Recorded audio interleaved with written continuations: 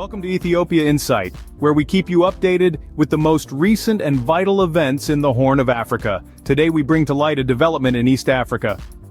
Kenya, on Thursday, announced a proposal for a regional maritime treaty in consultation with Djibouti and the Intergovernmental Authority on Development, aiming to ease the escalating tensions between Ethiopia and Somalia. This initiative marks a significant step towards regional peace and stability, demonstrating Kenya's diplomatic prowess and commitment to conflict resolution. The treaty, as outlined by Kenya's Principal Secretary for Foreign Affairs, Korir Singh Owe, aims to regulate how landlocked states in the region can access ports on commercial terms. This proposal might seem like a simple economic measure, but its implications could be far-reaching. It could potentially reshape the geopolitical dynamics of the region, altering the balance of power between coastal and landlocked nations. It's essential to understand the backdrop against which this proposed treaty is set. Earlier this year, Ethiopia made headlines when it signed a controversial deal with the autonomous region of Somaliland. According to the agreement, Ethiopia would lease a portion of Somaliland's coastland, a strategic move considering Ethiopia's landlocked status. In return, Ethiopia hinted at possible recognition of the region, which has been seeking independence from Somalia since 1991. This move by Ethiopia sparked a new wave of tensions in the region, as the Somalia government, which does not recognize Somaliland as an independent state, vehemently opposes the lease agreement and viewed it as an infringement of its sovereignty. Ethiopia, a significant player in the Horn of Africa, is exploring a tricky diplomatic path, trying to balance its economic interests with the potential for regional destabilization. The landlocked country's desire to secure a maritime foothold, while understandable, has inadvertently fueled existing tensions. The Ethiopian government's engagement with Somaliland and Puntland, both autonomous regions seeking full independence, has been met with stiff resistance from Somalia's central government, which views these interactions as a direct challenge to its sovereignty. The unfolding events are not just about maritime treaties and lease agreements, but also about sovereignty, autonomy, and the quest for recognition. On March 30th, Somalia's parliament approves historic constitutional amendments.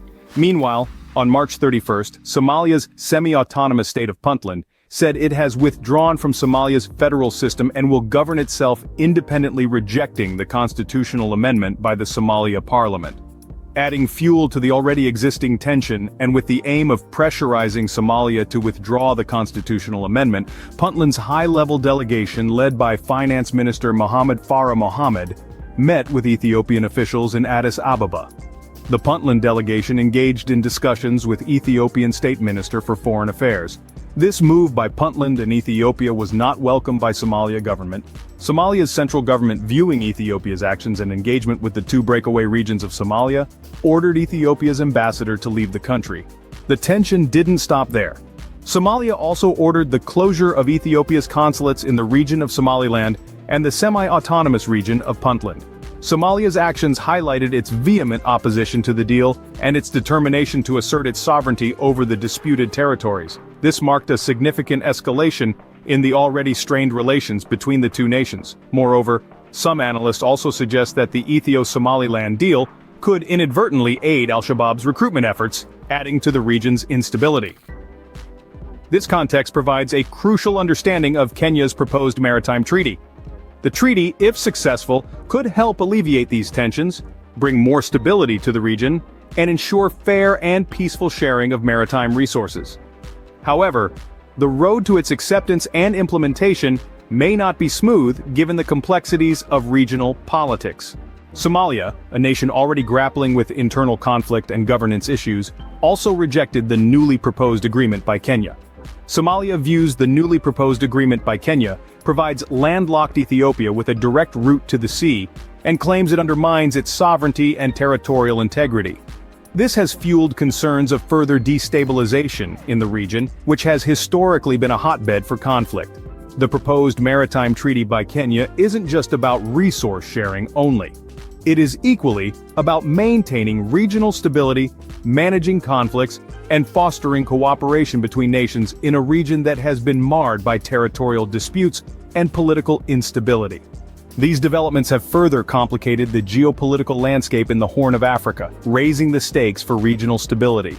This move by Kenya could be seen as an attempt to mitigate the fallout from the Ethiopia-Somaliland lease agreement, offering an alternative model for regional cooperation. It remains to be seen how this proposal will be received by other nations in the region and what impact it will have on the already tense situation in the Horn of Africa.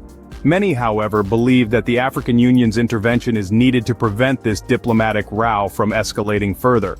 It's crucial for all parties to respect each other's sovereignty, territorial integrity, and unity for peaceful coexistence in the Horn of Africa. As we continue to monitor this situation, we'll keep you updated with the latest developments. That's all for now. Thank you for joining us. We value your time and participation. We would love for you to stay connected with us.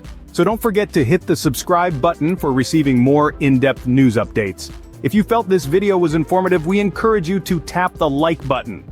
We would also appreciate if you could share your thoughts and ideas in the comments section. Your engagement and responses drive our work forward. Until we connect again, keep yourself updated. Thank you for watching. We acknowledge your viewership.